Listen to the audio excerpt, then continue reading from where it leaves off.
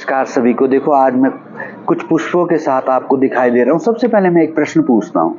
देखो, अगर इन फूलों में भी हमारी तरह ही होते ना ये फूल, तो क्या ये फूल सबको प्रसन्न, सबको खुशबू दे पाते, सबको सुगंध, सबके जीवन में सुगंध ला पाते? अगर ये फल के वृक्ष हमारी तरह ही होते ना, तो क्या वो सबको फल दे पाते? आप समझ पा रहे हो हमारी तरह से मतलब यह है कि यह ये देखते अगर कि यह मेरा सेवक है, इसने मेरे को जल दिया है, ये मेरे प्रति जो है मेरे को प्रणाम करता है, यह मेरा सत्कार करता है, तो मैं इसको फल दूं।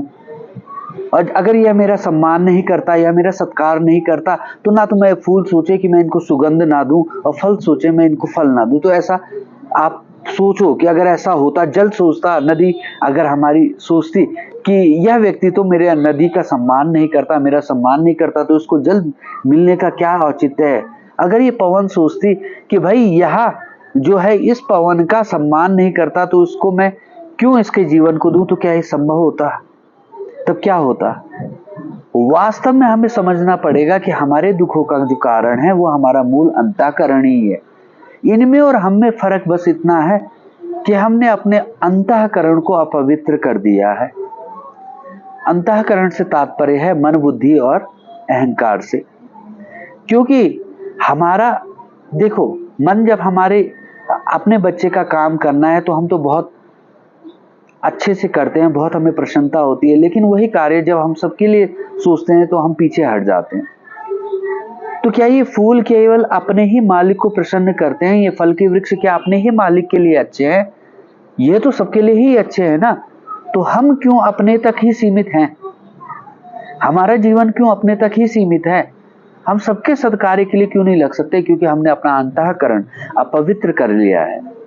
इस अंतःकरण को, मन, बुद्धि और अहंकार को पवित्र करने से ही हमारा जीवन उज्जवल होने वाला है। ये इस प्रकार ही है ना, जैसे एक घड़ा है जो पानी से भरा है, लेकिन उसमें अवगुण रूपी जो छिद्र है, तो जितना भी पानी उसमें भर लो, अवगुण रूपी छिद्र है, तो उस घड़े ने खाली ही हो जाना है।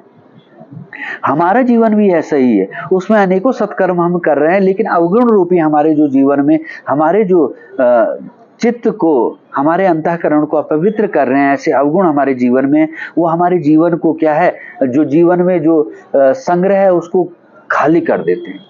अपने अंतःकरण को हमें पवित्र करना पड़ेगा। इस प्रकार जैसे पेड़, वृक्ष, जल, वायु सबके लिए है, उनके सबके लिए ही हमें करना पड़ेगा। सबके हित की बात सोचनी पड़ेगी, अपने ही तक सीमित नहीं रहना पड़ेगा।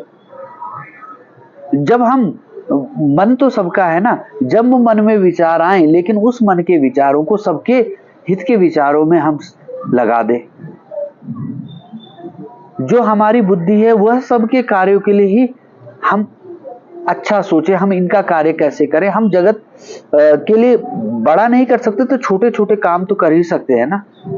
लेकिन हमारा जो मूल हो, प्रकृति हो, नेचर हो, इन वृक्षों की तरह, इन जल की तरह हो कि सबके हित के लिए ही मैं काम करूंगा।